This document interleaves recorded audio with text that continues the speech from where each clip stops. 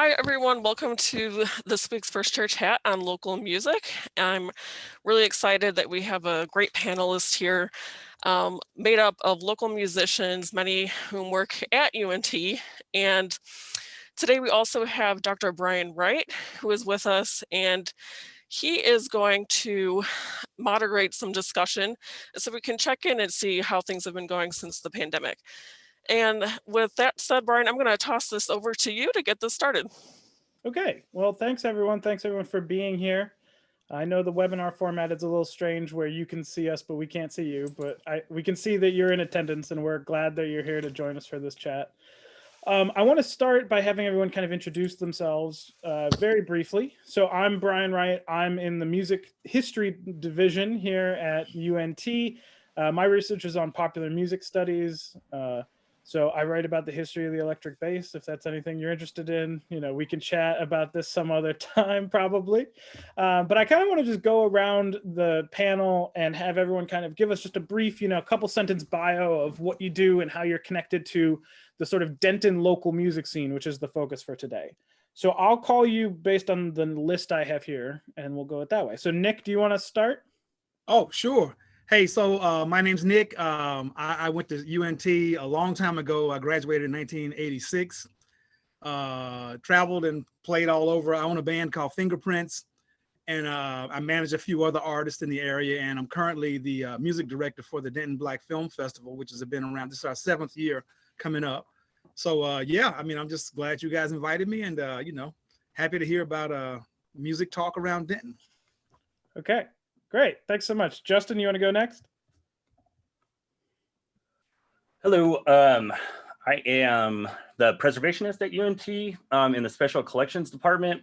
I've been playing in bands around Denton for about 17 years now. I own a home recording studio that I record a lot of bands in. And I also do live sound.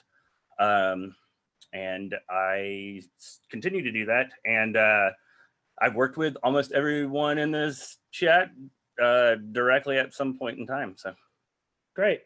Thanks so much. Marcella, do you want to go next? Thanks. I'm the music special collections librarian here at UNT. And before COVID so rudely interrupted, I was active as a jazz guitarist and a pit orchestra musician around the metro area. I grew up in Toledo, Ohio, and came to Denton in 2005 for the jazz studies program. And in the course of completing that program, a master's degree, I fell in love with the music library and completed a degree in library science. And I get to work in a candy store of music primary sources. And I find those two aspects of my background are very, very complementary. So I'm really glad to be here. Great. Kelly, you want to introduce yourself? Yeah, Kelly Evans. I am the cataloging and metadata associate here at UNT on the non-music library side of things. I don't get to work in the candy store, unfortunately, but that's okay. I have been playing around Denton in bands for, 12 or 13 years now. And yeah, just doing keys, sax, vocals, all that stuff. It's been fun, but yes, COVID definitely rudely interrupted everything. Okay. Christopher, do you want to go next? Sure. I'm Christopher Walker. I am an administrative coordinator within the Division of Jazz Studies in the College of Music at UNT. I too have been playing in bands and involved locally in the scene for a good 11, 12-ish years now. Played in a multitude of multi-instrumental stuff, sung a lot, currently in a duo split between me and another alumnus that's in Boston. And we've done a lot of things on the back end, such as live engineering, like Justin was talking about, and have run an ad hoc venue in town, as well as a big V venue, one of the Andes on the square. Great. Let's go to Ramon. Hi, I'm Raymond Muskies, Ramon, either one. I am a local musician. I'm a UNT graduate from the percussion department. I've been playing in bands since about 2006 around here. And in addition to doing freelance work in that field, I also do tech work. I'm the assistant technical director for the Dallas Winds, formerly the Dallas Wind Symphony, as well as a stage manager for the Greater Dallas Youth Orchestra.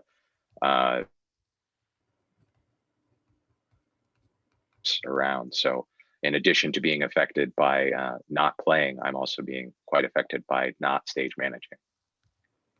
Yeah, I get that. Chad, I think you're up next. I'm Chad Withers. I've been involved indirectly with the music scene for the past 15 years here in Denton. And I'm currently the booker general manager at Rubber Gloves. Great. And then Dave, I think you are up last. Yeah, I'm back. I had some technical difficulties. I'm Dave Huff. I'm the sound preservationist for the music library. I'm also a graduate of North Texas. I just completed my doctorate in music theory in August. And I've also been in and out of the Denton music scene since the mid 90s. So however long that is. And also been, so like in the sort of originals scene throughout Denton from the 90s on, but then also freelancing pretty heavily as a bassist and vocalist for about the past 20 years or so. So COVID has, yeah, it's been rough. Well, so let's get into that now that we've introduced everybody. Thanks all for being here. I like that we have a really good mix of, people who we think of as traditional performers, but also those sort of behind the scenes roles, especially for a general audience who don't actually know how much work goes in behind the scenes to making gigs happen, So I'd like to start, let's talk about the elephant in the room. Let's talk about COVID, and let's talk about the gigs that we maybe had lined up either as performers or behind the scenes. And, has all of that gone away? Has a lot of that gone away? How are we handling that transition now that we're in these sort of pandemic times? So let's start with Nick. I'll ask you to go first. Did you have gigs lined up that went away? How have you been adapting? Yeah, it's been kind of crazy. So I think you guys might have heard me say earlier. So I own my own band, Fingerprints, and we in general, we travel and play probably about 100 shows a year, which for my age and my genre, that's a lot compared to a lot of people. But I also represent 3 other artists that do sort of similar to what I do. So it's been a big, just totally a nosedive for so many. And Arts and Jazz Fest, all the normal shows that I did around Denton, all those went away, besides a few kind of streaming opportunities, which, that's kind of, I'm not that keen on streaming shows because I like audiences and people in front of me and not just, playing to the internet and hoping that there's 1 million people watching, which there never really are.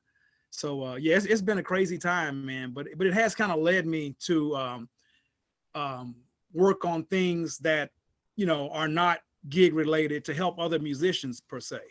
So I've always wanted to help musicians with their business, taxes, 1099s, contract labor, etc. And I've actually, this has kind of given me the 6 months of time to build a program to kind of pitch to artists who really very seldom value what they do in a business-like way. And I get it, because most of the artists that I represent, they just play extremely well, but they have zero, knowledge beyond that. And that, I think that's true for people even that have degrees from UNT, because I do.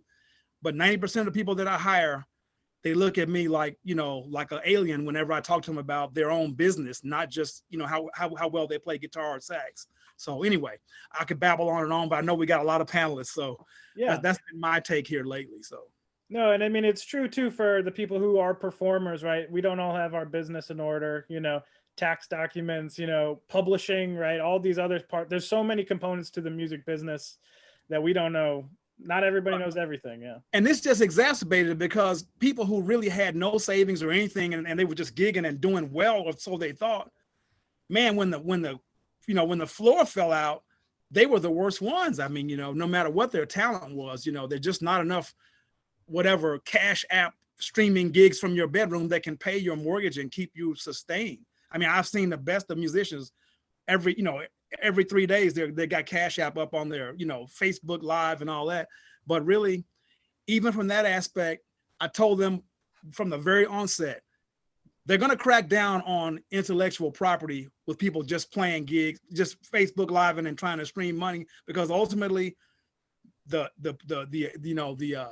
property owners, the intellectual property owners, the songwriters, whatever, they want to get paid. You can't just have everybody in a free for all playing cover tunes, and say, give me money on Facebook. So anyway, that's one of the biggest challenges I've had to deal with musicians who think that was sustainable. And now it's really kind of being curtailed by some of the big, media companies, Facebook, whatever, YouTube, you name it, so. Yeah. Chad, did you want to jump in there? Oh, I was just gonna say ASCAP still wants to get paid as well. Yeah. All these people who represent. All right, so let me just focus a little bit on gigs for a second. So Maristella, do you want to tell us about sort of what you had lined up and where that went? And Sure. The first 6 weeks of 2020 were fabulous till about mid-February. I'm glad I had a really busy initial segment of 2020 there. I played 3 high school musicals in a row, and then of course things just kind of ground to a halt around mid-March, and no Denton Arts and Jazz Festival, no Third Wednesdays at the Creative Arts Studio, no further either high school musicals or professional gigs. And so the only gig I've played for a being other than my cat in since mid-March is for the UNT's Osher Lifelong Learning Institute, where I give a kind of a lecture demonstration of jazz guitar. So yeah, it's been probably the longest stretch I've had easily ever without an actual gig. And not only the playing music and keeping your skills up, but the social aspect of that will be wonderful whenever it's able to come back. so are you still playing music? Like, are you still like in your house practicing and able to like devote that attention to it, even though no gigs are on the horizon? Yeah, sporadically, and that does factor in because my practicing tends to be project oriented for whatever I'm doing next. So it's been interesting to have the time to kind of just chase rabbits and and curiosities. So if there's a bright spot, it's that, but it's definitely been an adjustment. Yeah. So Kelly, let me go to you also as a performer doing in multiple things. Has this been your experience as well? It has. And I mean, on top of just the performance part of it, like I had saxophone lessons I was giving, and that just kind of disappeared immediately. My student wasn't really interested in doing the remote lesson thing. I know a lot of people jumped in and really got in on that early on. It wasn't a thing we did. And I've also been the children's choir accompanist at a church nearby.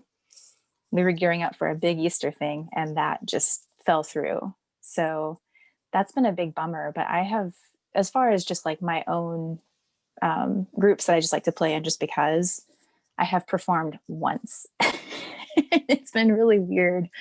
Not having, kind of like Marcella is saying, that social aspect of it, of getting together and rehearsing with other people. Like the first time we got back together, it was like, whoa, we are in a room together doing this. And it was exciting, but also kind of nerve-wracking in a way. Sure. There's a whole new added dimension to it that wasn't there before, right? The danger as well, right? But yeah, I have found myself definitely not practicing nearly as much as I anticipated, not feeling that creative spark, urge, anything like that. And I think that a lot of it is, the mental health side of things. The pandemic is weird. It's not fun. So that's been definitely something to push against and work through and try to balance. Yeah, thanks. Yeah, so let me ask a question for the people who are maybe more back of the house, or a little maybe not, who introduce themselves as doing more engineering work and more mixing work and production work. Justin, do you want to talk a little bit about how you've handled the pandemic and what that's been like on that end? Well, I think the last show I did sound for was at Rubber Gloves for Chad back in February, and also a couple of shows for Nick around that same time. And yeah, all of that just stopped immediately. And then in terms of recording, I was starting to book probably about 10 to 12 sessions a month. And then all of that just completely ended. And then to my surprise, people were ready to start coming back before I wanted to let them come back, because I'm doing it in my house. And I have a family that I want to keep safe. So that's been a real weird tightrope too, especially people who have are in the middle of albums that they're working on, because I can understand them wanting to complete those too. So it's definitely been an effort in patience. Luckily, I needed practice at mixing albums, and I had plenty of albums on the back burner to start mixing. So I've gotten a ton of practice doing that, which has been kind of one of the little pieces of light that's come out of all of this. But yeah, definitely the monthly income has certainly taken a hit at the expense of getting to spend more time with my family and everything. So I was pretty busy before all this happened. So that's also one of the positives. But musically speaking, yeah, it's been real rough. So yeah, I mean, thinking about just we're all in our homes now, right? And part of doing the production work, mixing side of things, sometimes, letting people into your home today now is a lot scarier than it used to be, even like friends and family and all that. And I hadn't actually considered it from that perspective, that like you're inviting people into the space where you live, because so much of this it's not like we all have dedicated studios where we can go and it's an isolated space, right? We live and work in a lot of these same spaces. Yep. And hanging out while you're mixing an album with five other people who are wearing masks is just not very fun either. So everybody's getting used to it. Yeah, we all become accustomed in our own ways. Yeah.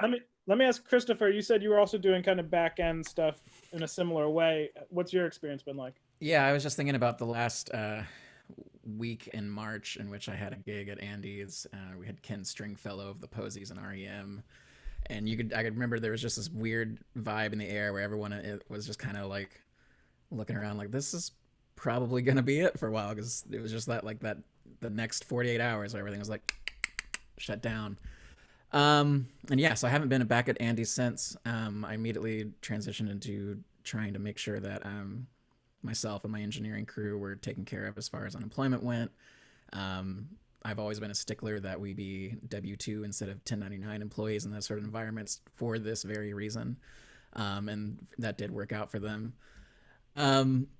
We have had maybe a few just kind of here and there sort of shows, very much been picking and choosing the offers that come my way. I know some people,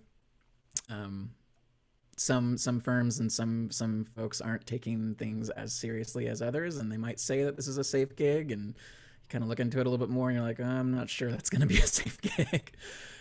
So ever since then, I've only done a handful of ones that are at venues that are large and outdoors, and where I can kind of sequester myself to like a side of the facility and whatnot.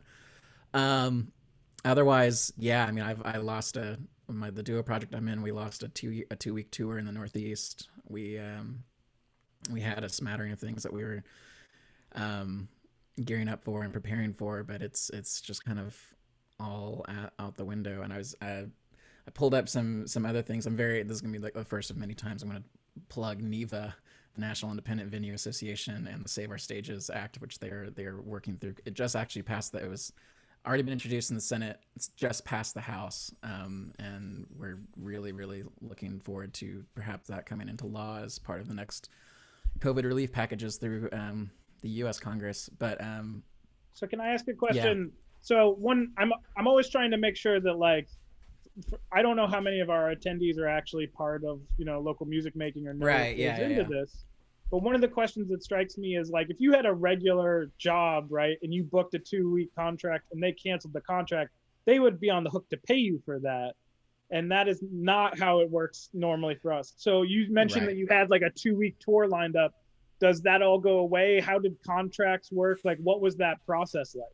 Sure. This was in this case, it was a small enough tour where we had some contracts and agreements with about half of the venues that we had, but they were it was the tour itself was at the end of May, so it was within enough of a window of what's the legal term of art, the act of God clause, essentially, Yeah. where it was canceled in full. In this I case, think it's force majeure. Force majeure. There we go. Thank you, Nick. But yeah, and there weren't necessarily deposits in this scenario. It was a very small kind of club tour. Yeah, and it is our industry is such where I can find exact figures, but I'd say 80 to 90% of it is more of your small venue situation. It's more of you're booked. You might have a really nice solid advance. You might have a deposit. You might have a nice contract and everything else. But our industry is predicated upon the small venues where all of that is not necessarily the case. The large, stadium arena tours and everything else, the top end of the industry, that's a small subsect of everything. And for the vast majority of our industry, it's I'm not going to say it's handshake deals. It's not like that, but it's just a few steps above. Yeah, but it's a lot more informal than I think a lot of people expect. When we're talking about music, not as just something we all do for fun, but as a way to like make money as, a career or part of a career. So let me ask Dave, I'll turn it over to you. Do you want to talk about your experience a little bit, both as a musician or behind the scenes? Sure. Let's see, just performance wise, I've probably played a handful, maybe 5 or 6 actual gigs since about mid-March. And they've almost all been country gigs. In fact, I'm going to one in Houston tomorrow night. And they've all been at these sort of, you're starting to see more and more of these venues that are kind of really large scale, sort of like, what is it, the Box Garden in Plano, the Rustic in Dallas, and there are others in Texas, these sort of kind of halfway outside, halfway inside venues. And they also serve food, which is one way they were able to get through and stay open during those early months. Well, so since you're one of the people who's like still doing actual gigs in this time, right? Can you talk a little bit about what that experience is like? Does it feel different for you as a musician? What's it like playing gigs right now? Yeah, it's just something that you're constantly thinking about because, all the wait staff, everybody who's at the place is masked up, and, you're staying masked up if you're being responsible most of the time. I know some guys who are even doing it when they're on stage. I haven't gone that far. Most of these, like tomorrow night is a trio, and we're on a stage that could hold way more than a trio. So we've got a lot of space, to spread out. But yeah, I don't know. It's just sort of like you're kind of thinking about it, and they're gigs. They're gigs where alcohol is served. People are going to run up to you and throw money at you or ask you to play Freebird, or and so it's just one of those things where you kind of you got to be more aware of it feels different now. Mm-hmm. Yeah, and I'm not really sure why, because all my other like kind of originals gigs and some of these larger, I had just joined a big band and a Tower of Power cover band right before everything. And we've been rehearsing. The big band was going to play at Denton Arts and Jazz. So, those are 2 projects that, didn't survive. Hopefully they'll come back at some point. but ultimately it's been, it's been these country gigs. Other than that, it also my church gig though, because I am the music director for the open worship service at First United Methodist in Denton. And that has been a whole other experience that might be a bigger topic when it comes to like the streaming business. Yeah. Well, let me ask Ramon, because you also, I think, were a church musician, if I read your bio right. But do you want to talk about what the experience has been, backstage Yeah. and in front? Well, the work I did at the church was performance work, playing drums there. Doing stage managing work was more with orchestras and things like that. So any of the backstage kind of things were in that realm. But as far as church music has gone, I actually decided to leave my church gig at the end of June after kind of dealing with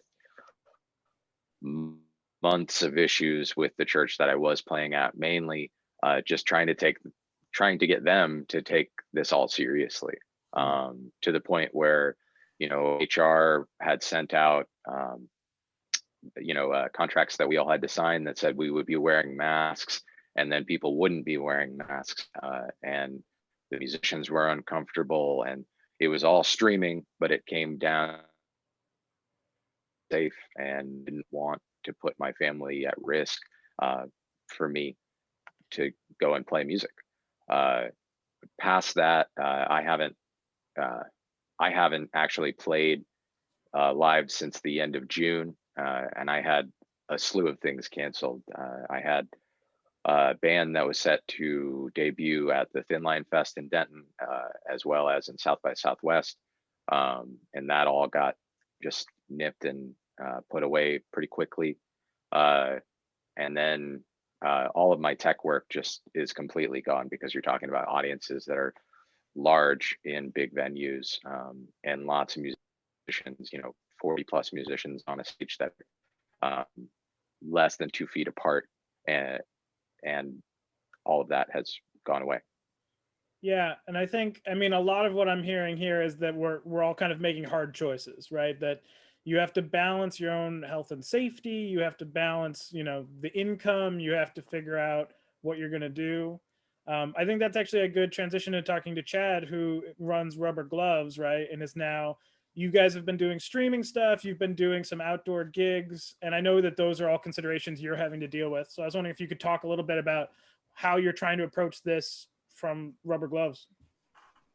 Well, we made a decision to close pretty early on March 13th, because we had a festival coming up literally the next day. It was kind of scooping up stuff from South by, and so we had people coming in from other states and stuff. And so before there was any kind of major closures, we just decided to go ahead and close then. And we've tried to maintain a certain level of not opening, as much as we can going forward, but still trying to test things out. The live streaming thing seems to be, we've done drive-in stuff, and luckily we do have a big patio, and we've done 2 shows out there, very limited seating, CDC, everybody's apart and stuff. And it's tough. It's tough for a lot of reasons, trying to do anything or getting the motivation to do something. Well, and also, you guys have to pay rent too, right? Like if you're going to keep that space and do that, like, can you talk a little bit about the business side of things and what that's like from a venue's perspective? There's no way to operate under the circumstances that we have to operate under now and make the money that needs to be made to stay open. Not saying we're good. I was like, and probably not even enough to break even, right? Like it's dramatically less. No, you go from, we were open 6 days a week, having shows pretty much every single night. And even doing that, it's margins even that way, and so when you're talking doing 1 show a week, having to close at 11 o'clock, having to do 50%, being outside, and and when people do come out, they don't want to come out and get drunk and, spend a lot of money on alcohol, which unfortunately, if people don't know, the way that most venues make money is not, from ticket sales, it's from alcohol sales. Sure. And, we don't want to promote, bad behavior that sometimes comes from alcohol sales that could lead to, bad stuff in the community. which all feels maybe more dangerous than it used to back in the day. So let me talk to the attendees. If you can hear the sound of my voice, anonymous internet people, if you have questions for the panelists, I'm going to keep asking questions myself, but this would be a good time for you to start typing and sending them in. You can send them in through the Q&A. I think probably is the easiest way to do it. It'll send it to me and I can ask them. Otherwise, I'll also ask the panelists, if they have questions for each other now that you've heard everyone's stories. But I did want to turn to Emot for a second, who hopefully you can hear me. I know that you came in just a little late, so hopefully we're fine technologically speaking. But one thing that I didn't actually know all that much about was the Denton Music and Arts Collective and its push regarding, trying to help musicians get healthcare, which right now is such an important and useful thing to have. And I know that you're involved in that. I was wondering if you could talk a little bit about what that's like today, how that organization's doing in general, but also kind of what its goals are. You want to speak to that for a second?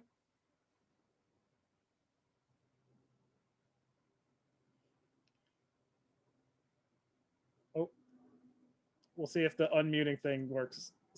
At the bottom left of the screen, I don't know if your audio is in.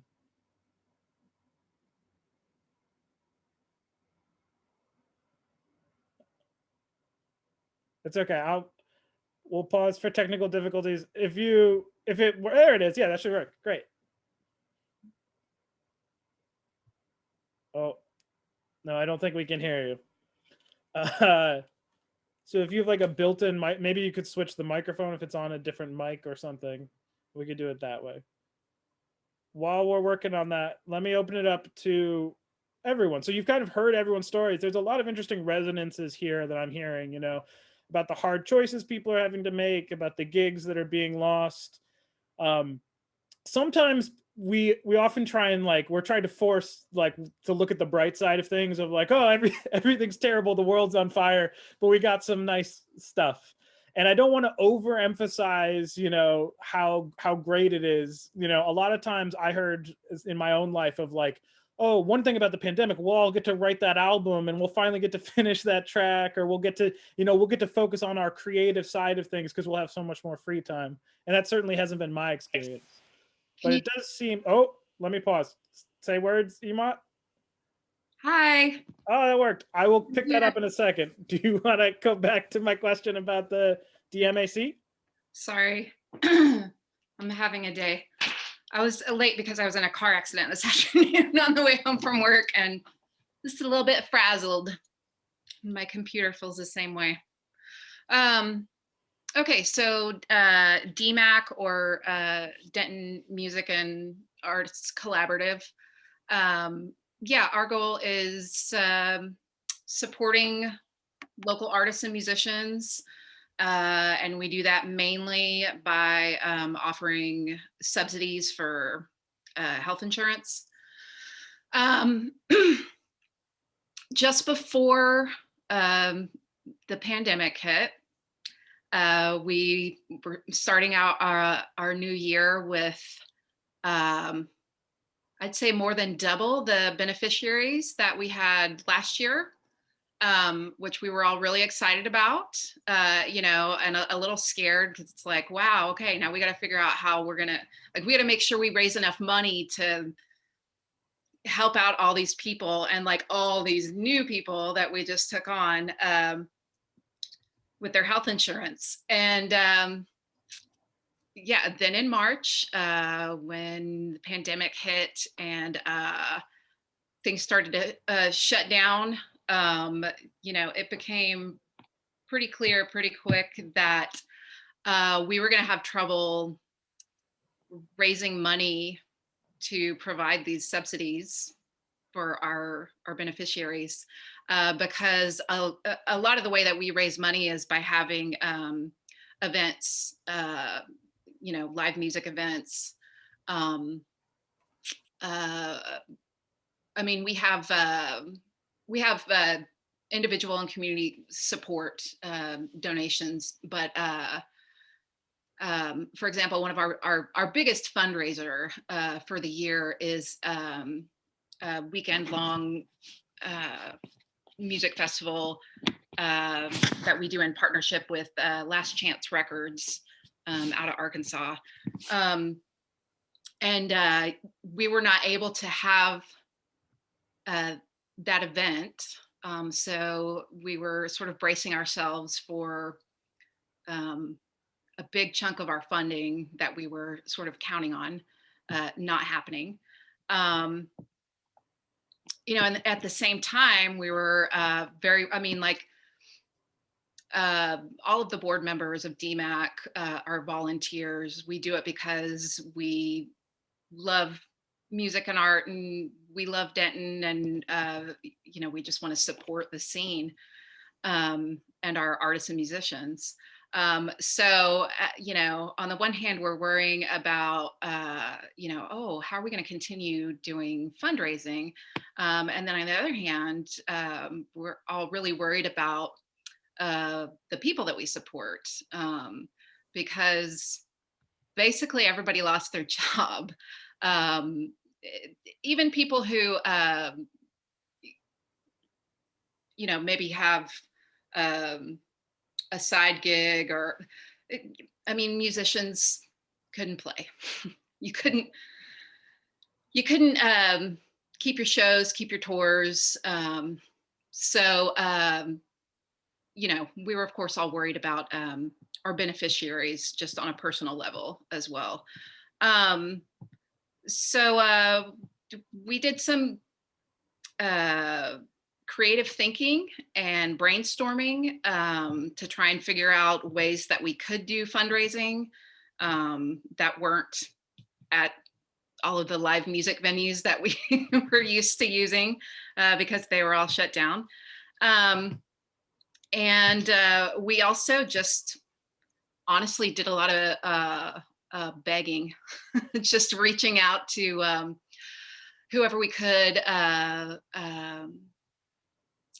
community businesses, basically any contacts that we had that we could sort of ask to like donate or maybe bump up a donation.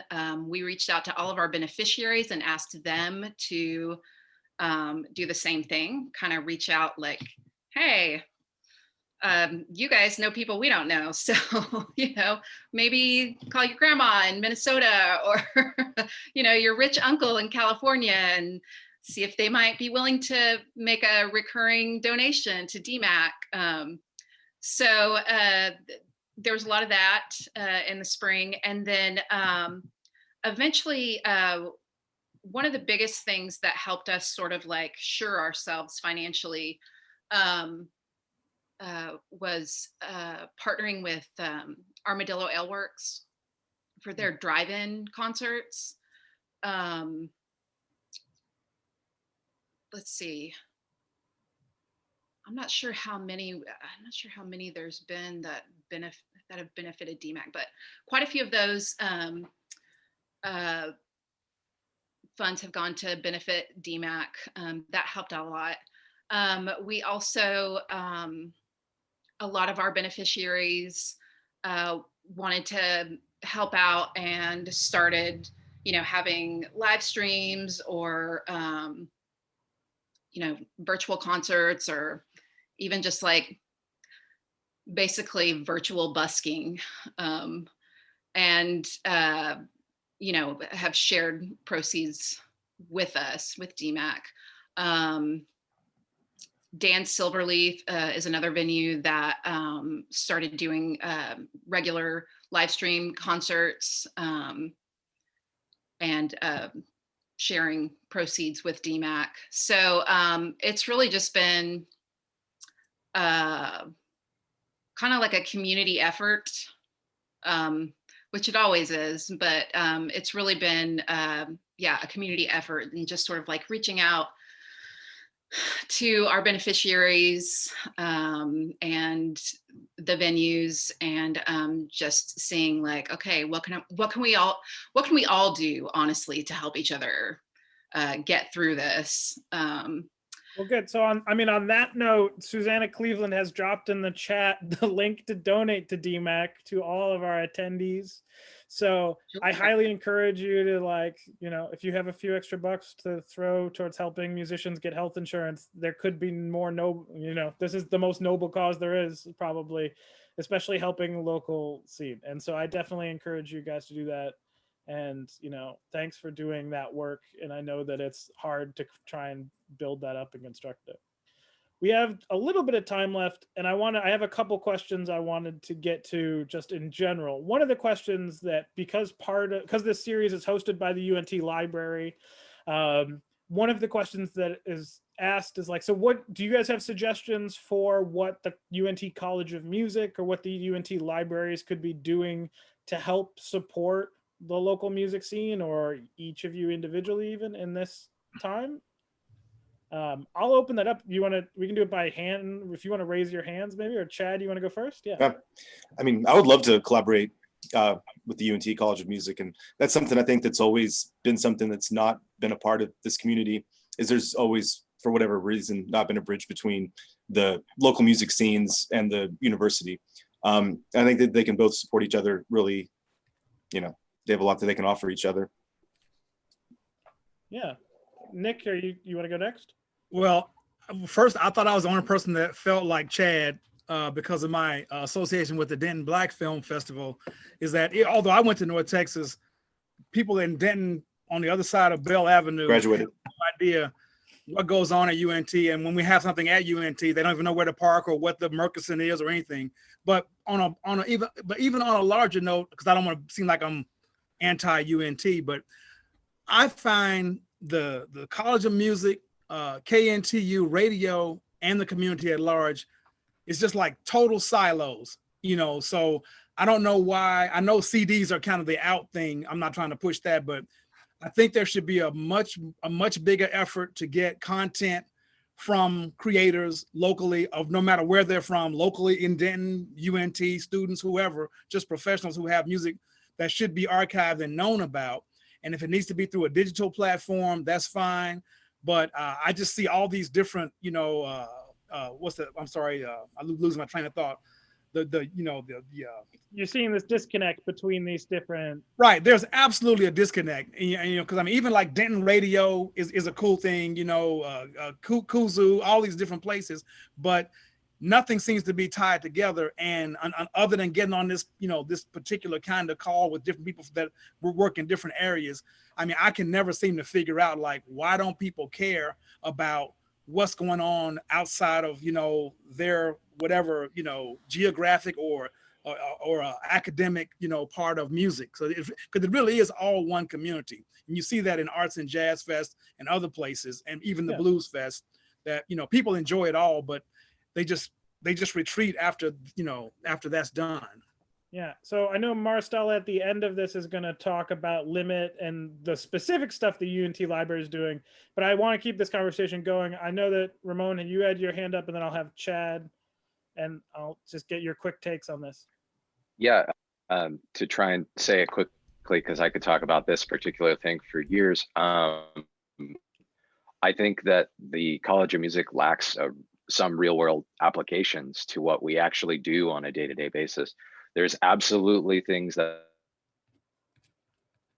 use all the time, don't get me wrong, but there's a limited amount of jazz gigs available Friday, Saturday, Sunday night in the Metroplex, right? And a lot of what we're seeing locally, especially if we're talking Denton specific, is very few, even less jazz gigs, right? So I think as a whole, in the long term, we need to see UNT taking a larger focus on music that's not just an art form that a lot of people, not myself, would say is dead.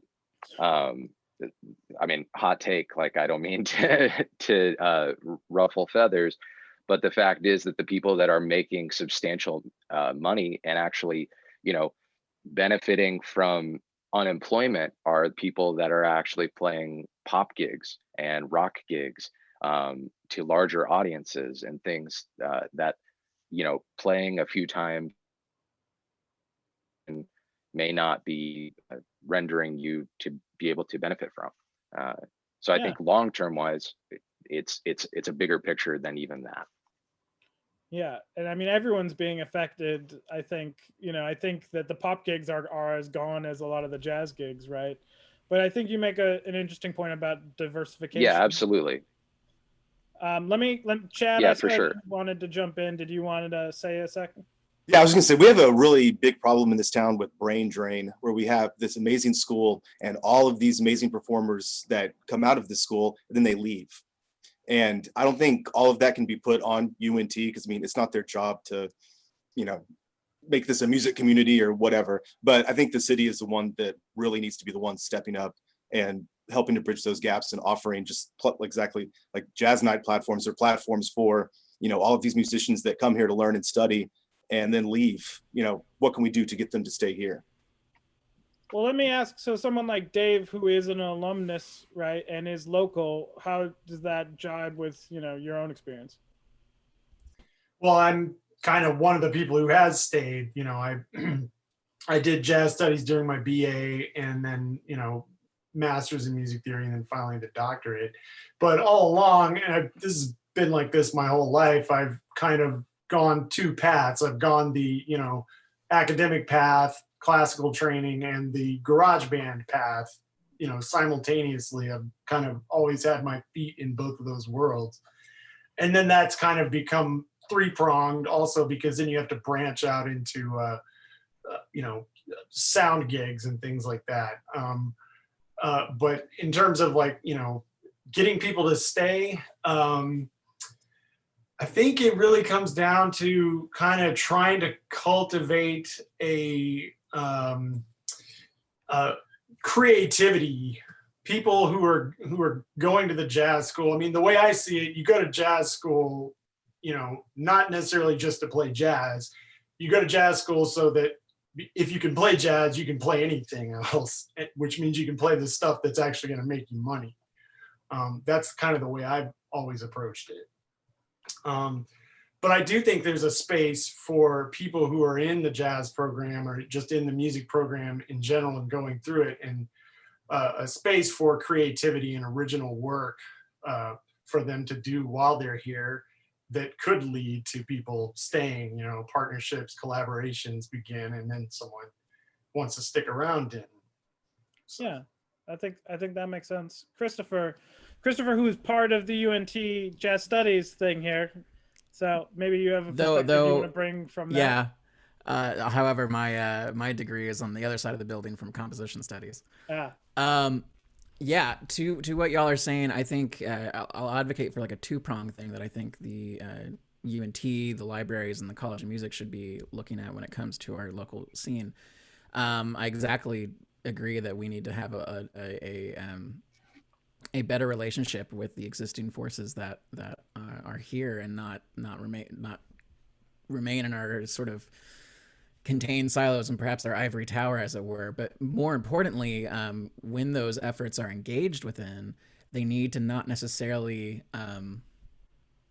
just try to apply the frame and our framework of the College of Music into town. It needs to be anything that we do that's engaging with town needs to be inclusive of what the town actually is, and bring that within the fold and reflect that, as opposed to just kind of like imposing what and who we are like out there. It needs to be much more of a hosting and integrating as opposed to imposing, if that makes sense.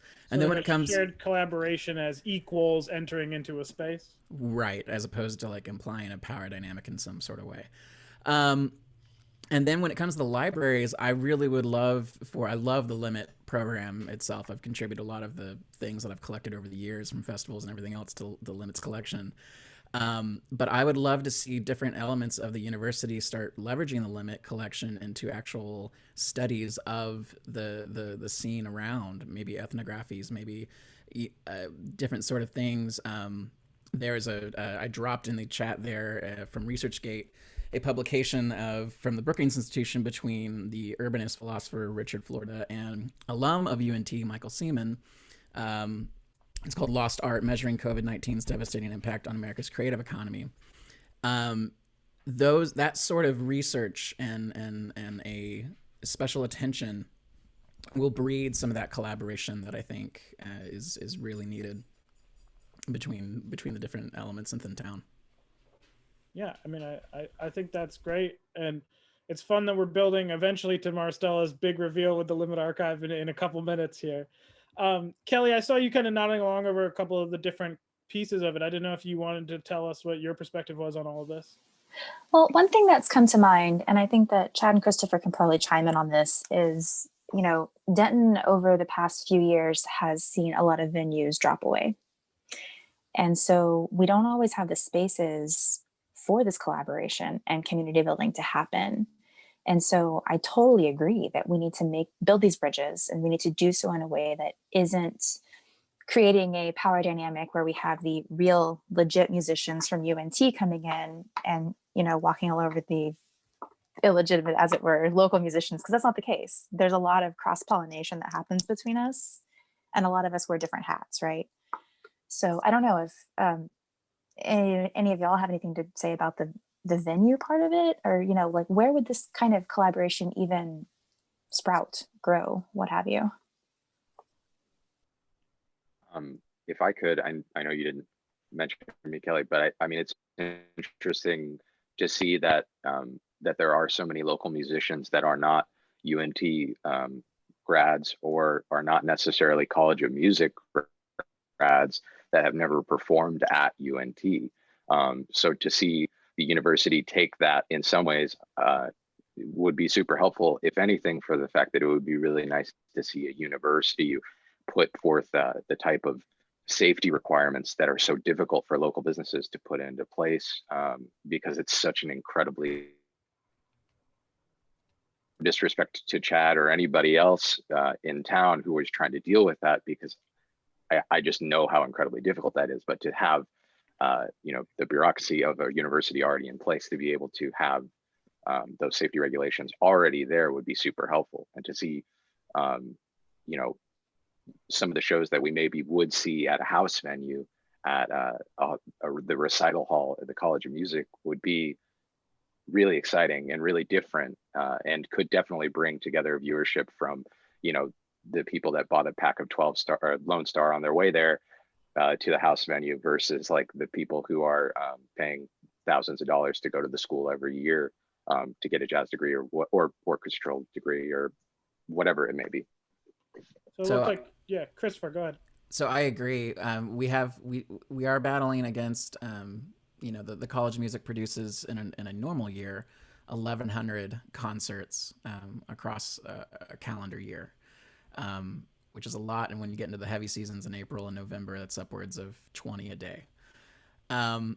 However, having said that, I absolutely think, and we in the past we've even tried broaching upon, could we maybe bring some of the things that were our recitals on campus into venues in the community? How would that work? How could we make that work for the venue? How could we make it work for us?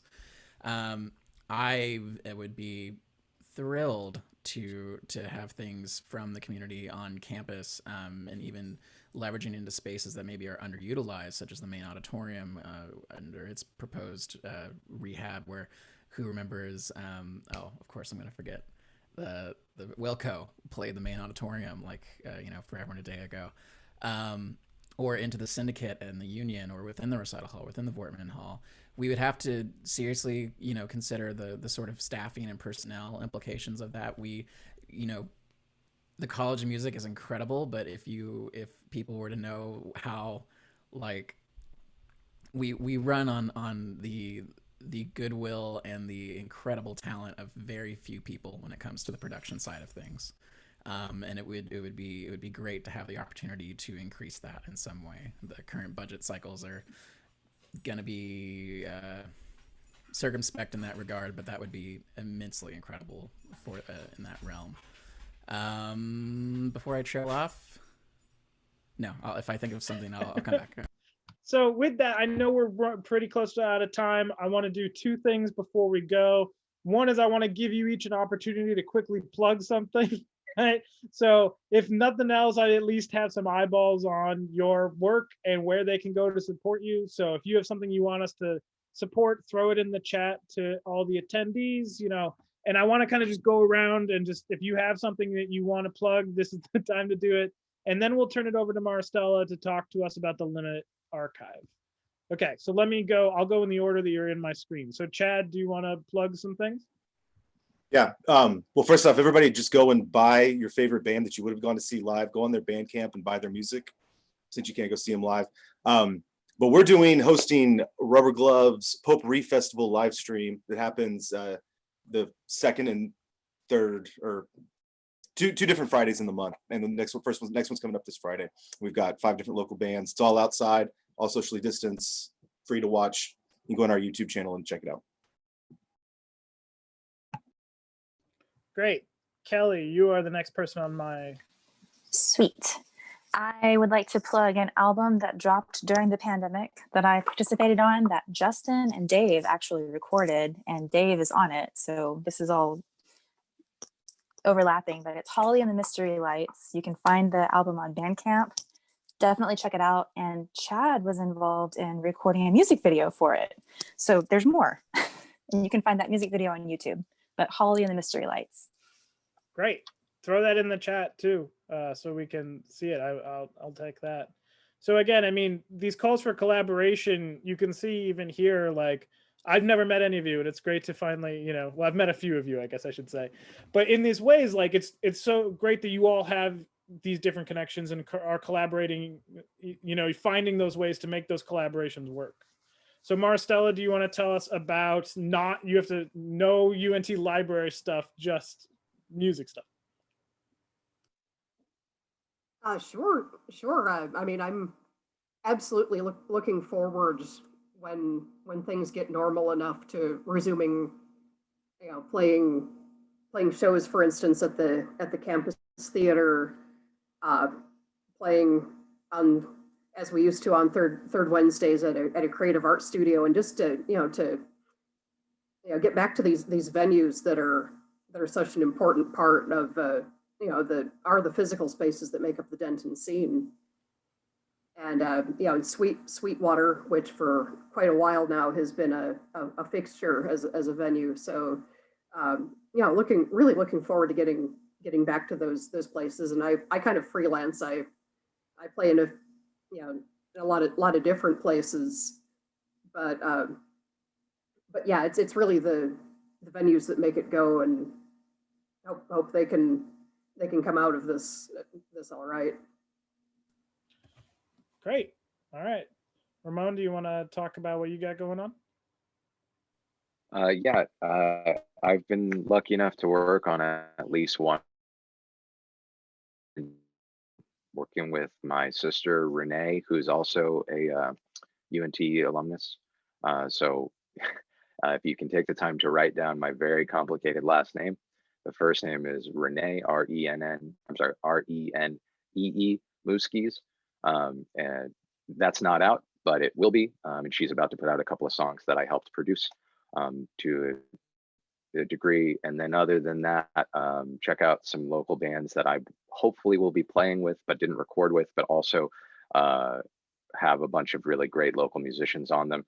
So look up a band called Parachuter, which features a lot of local people and other people that I've played with and hopefully will be playing with live, as well as Ari Roar, which is another band that I've been lucky enough to play with live. Guy who does all of his own stuff. That's ARIROAR. Those are the things that I've been up to for the most part. Oh, and then one other group that will finish a record in this time called Harry Zim. That's Harry, last name Zimm. It's not a person, but you might find them online. So thanks for having me. Great. And Christopher also just threw up some links to some local music stuff in the chat for everyone to see. Nick, you're up next on my screen.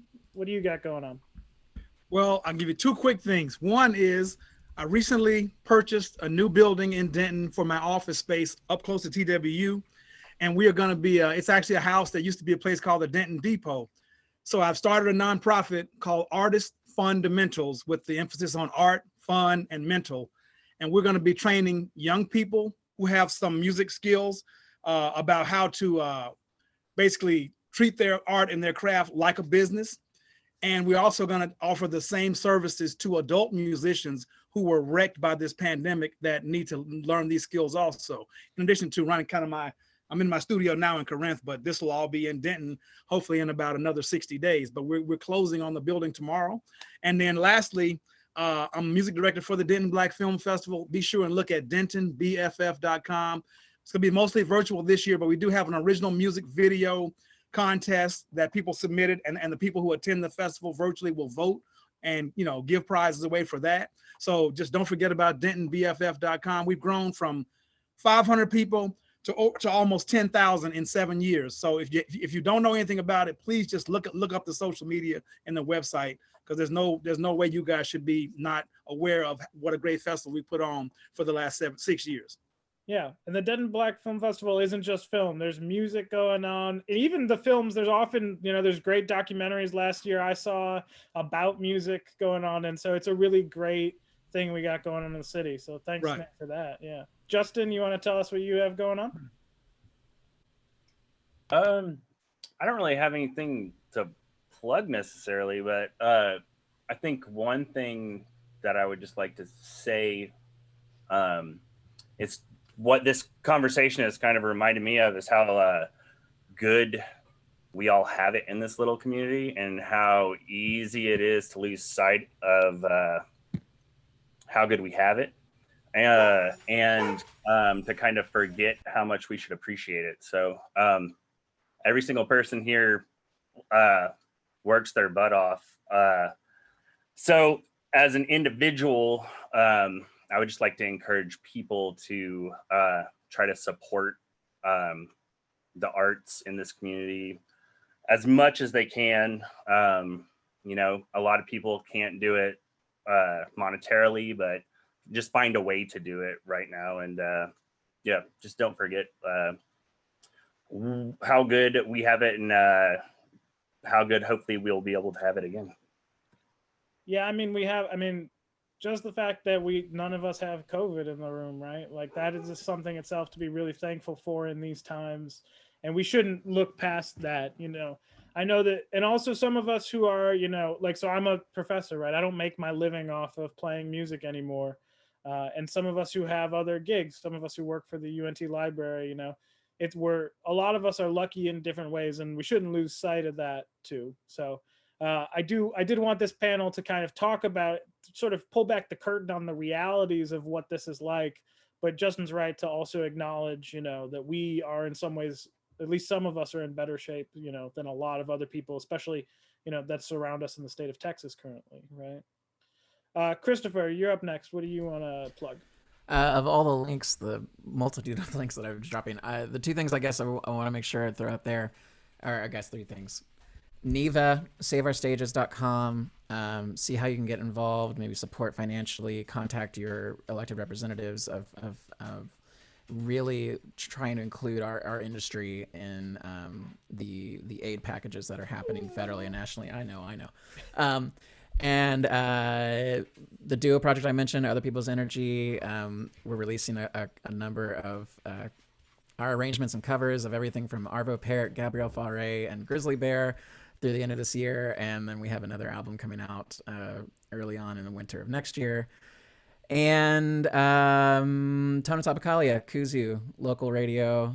I have a local radio show every Sunday, 4 to 6, as does Chad. Great. All right, Dave, you're up. What do you got going on? You want to tell us where these country gigs are? Yeah, come out to the Rustic in Houston, Uptown Park tomorrow night, 9 o'clock. It's a nice, quaint 4-hour drive down there. We'll do you right. No, that's the thing, is like a lot of the gigs that I have left are not the kind that I, you know, necessarily plug, you know, like that's somebody else's job, literally, you know, for those kinds of gigs. So I don't have much to plug. Although I will say, Justin, you did have something to plug that I guess we both have something to plug, and that's Infinite Ohm Studios. It's basically our recording setup that Justin was talking about out of his house. We're moving that into a new space, hopefully before the end of the year. So that's going to expand what we're able to do significantly. So yeah, Infinite Ohm. That's really exciting. Yeah, I think that's great. You know, not only just to get it out of Justin's house, but also to like have these opportunities for people to, you know, have a dedicated studio space where they can work and do that kind of stuff. I think is great. All right, Emot, you are the last person on my list here. What do you got going on? What don't I have going on? Actually, I don't have anything going on, but I do want to plug again, DMAC, Denton Music and Arts Collaborative. You can go to DMAC, DMAC Denton.org. And make a one-time donation, sign up to make recurring donations. You know, if you love arts and music in Denton, that's really a great place to get behind it. And then also I would just echo like what Chad and Justin said about supporting your local musicians. You know, if you have favorites and, you know, you've been meaning to pick up a CD or a record, or even like on Bandcamp, you know, hit up these artists and buy their music, buy their merch even. Maybe you already have the album, but like you don't have all of the t-shirts and the tote bags and the buttons. You know, like that makes money flow too. Same thing with our venues, like your favorite venues. They're struggling big time, and you know, you may have to get creative with how you find a way to support your favorite venue. But you know, some of them are doing to-go food, or you know, they sell t-shirts and posters and whatnot too. Find out like how you can throw some cash to the people and the places that you love in this town that make it the great music community that it is. And you know, every little bit helps. And then sorry, I don't mean to drag on.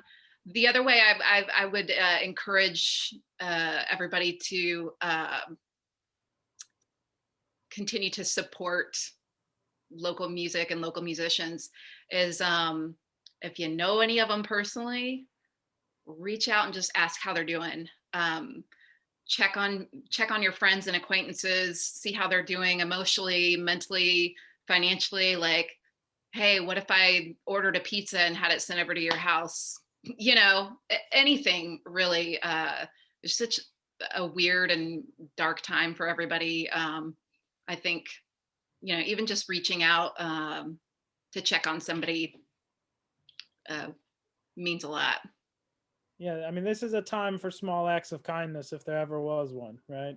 And I know we didn't actually get into that sort of mental health discussion as much as we could have, but it's definitely something that I'm sure we're all dealing with on to various levels and degrees. And you know, checking in to make sure not just with your musician friends, but with all your friends, it's not a bad idea. This is a good time to be in contact with people when we're so isolated, you know. So I'm relatively new to UNT. You all are much more established in Denton than I was. This is my second year at UNT. And I'm happy to like be here, and I go to these concerts and I try and support when I can. But it's really nice from my perspective to like hear all the great stuff that's going on, that some of which I knew about, some of which I didn't, you know. And it's been a real treat for me to moderate this panel. I know there's a lot of us on here, but I liked the sort of cross conversation we had going on. I'm going to now bow out and turn it over to Marcelo, who's going to talk about Limit. But thank you all, and it was nice getting to know you a little bit.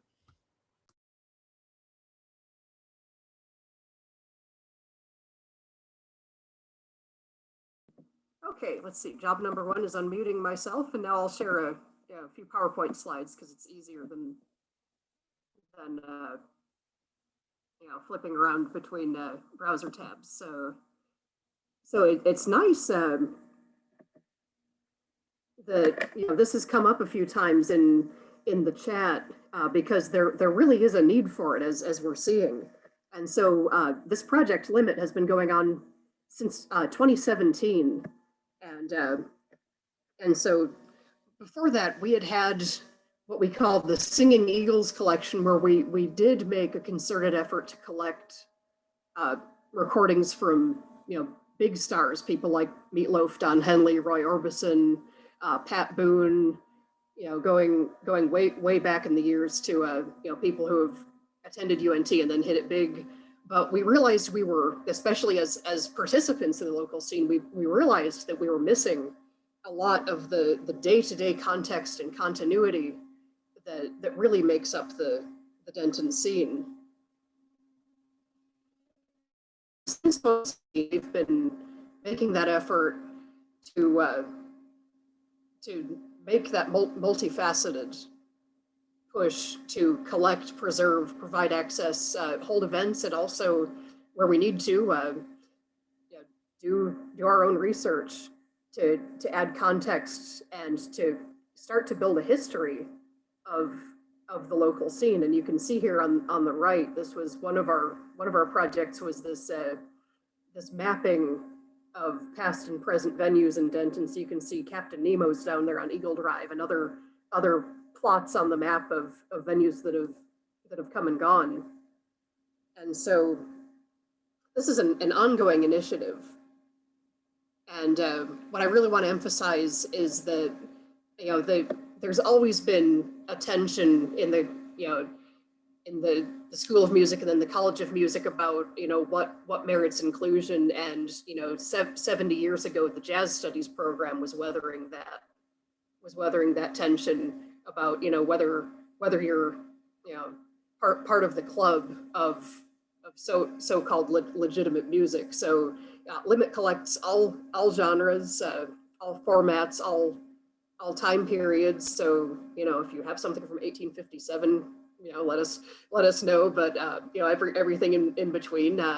Crucially, also any language. We don't want to limit ourselves to Anglophone recordings and content when we know there's a much broader scene out there. And again, we're aware of the importance of the material culture, of how much information is carried on posters, handbills, zines, memorabilia, and so forth. And so our scope is kind of concentric circles, that it's Denton above all. But I don't just play in Denton, and I know a lot of other people, and Dave included, going down to Houston this weekend, play a lot more widely. So we do cover also the broader North Texas region and Texas itself. And so the clip art there is of the kitchen sink, because Limit aims to be as broad in scope as possible. Now that we've been collecting for a few years, we do have a collection of a couple hundred items available in the digital library. The easiest way to get there is digital.library.unt.edu, and then follow the drop-down menus to explore by collection, and then reach the Limit collection. And there's a lot to browse there. And so for more information, we have a full page with more about the scope of our project, about what we purchase, because we do want to support the makers of the music, and what we're looking for in terms of arranging donations and digitization. We're on Facebook at Limit UNT, and then I also dropped in a link there to our mapping project if you want to click around and see if your former or current stomping grounds are in there. So that's all I have, but I'll gladly toss it back, and if there are other questions or whatever I think I'm supposed to turn it over to Adam, maybe, if Adam is here in the room, to talk about what the next chat will be and other things coming up. I'm here. Hello.